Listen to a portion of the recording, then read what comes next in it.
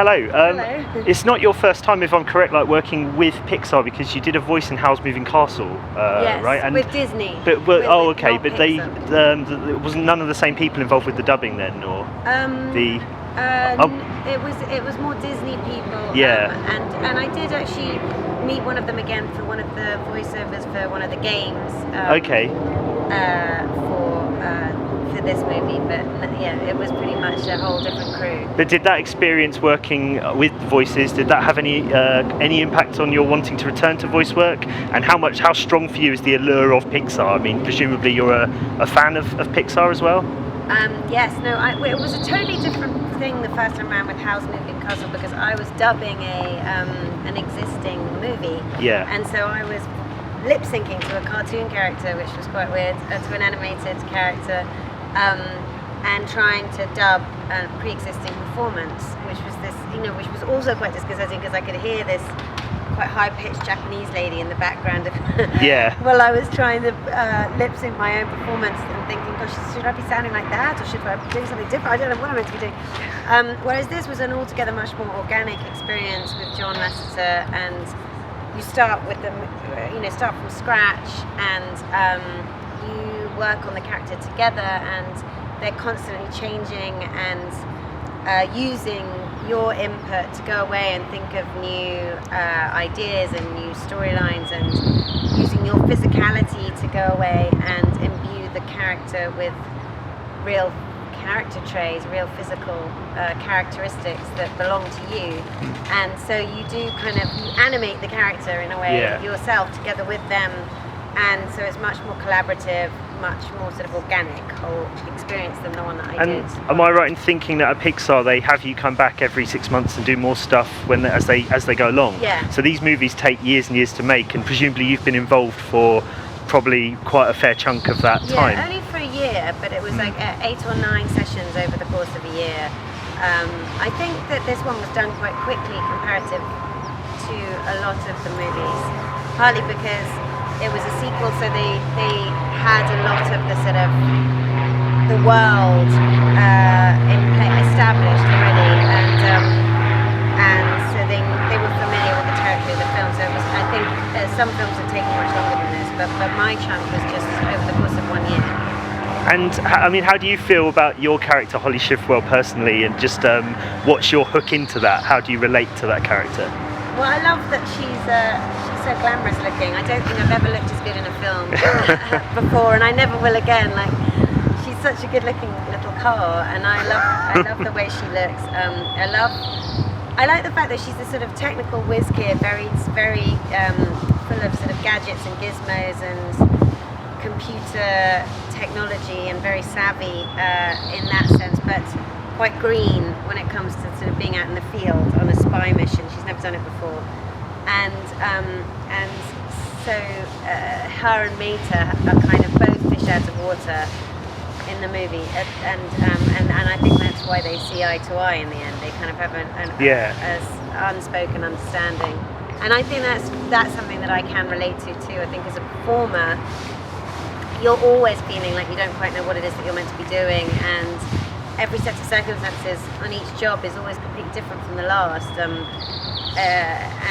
you're always starting from the beginning, so you're always on your in a way, in that sense, you're always doing something for the first time and feeling like you don't know what it is that you're doing, and I think that's part of the feeling that is necessary to get your adrenaline going and to be able to perform, and so I related to that, and I think that's actually one of the sort of themes of the film that I like, is that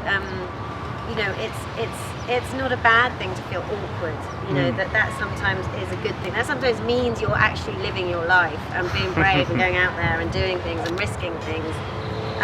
Is when you feel like you don't belong, is often the time when you're really living your life to the fullest. And I was interested in the fact that in the last 5 or 6 years, you've worked with some legendary filmmakers, Woody Allen, Martin Scorsese, and obviously Pixar. They're at the pinnacle of their art form. And just how are the two things different? How are they similar? How do you feel about that? There are a lot of similarities because people that are brilliant at what they do have things in common with each other. I think both Martin Scorsese and John Lasseter and Woody Allen, for that matter, they're all, you know, veteran filmmakers who've done it a million times, and what's the same in each case is a sort of a confidence, you know, that they know what it is that they're doing. Yeah. And also, but also an undying enthusiasm for what it is that they do. They're absolutely enchanted by the notion of making movies, all of them, and that, you know, is infectious. And being around them and working with them, you know, you rise to that, to sort of that feeling. You become abuse everything they do, and also they're very unprescriptive. Like, people that know what they're doing tend to be the ones that are the least neurotic about telling other people what to do. Yeah. Because they've got you there for a certain reason, and they trust that they've got you there for the right reason.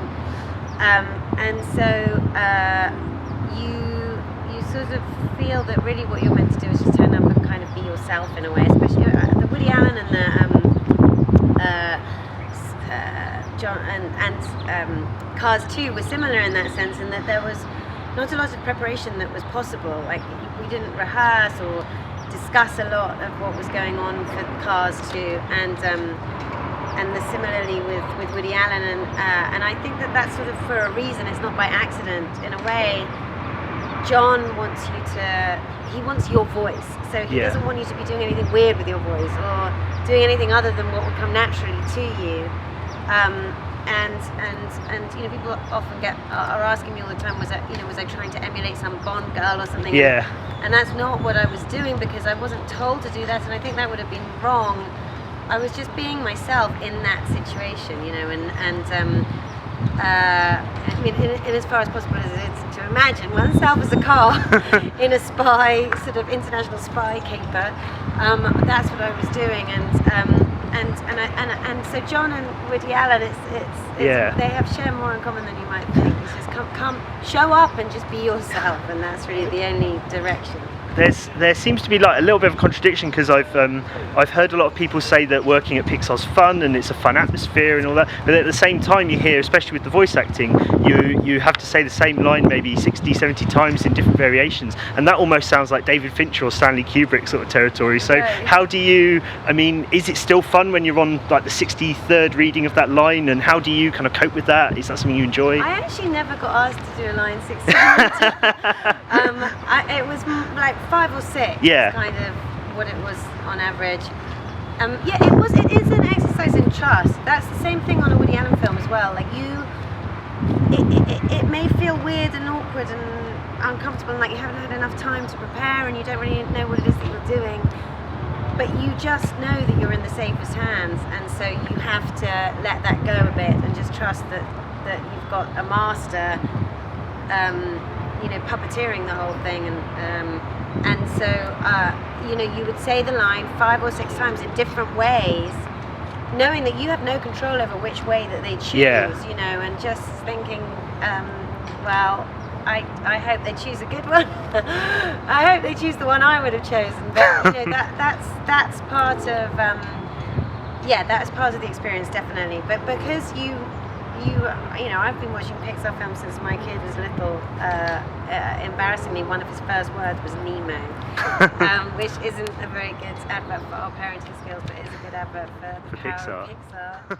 Thank you very much.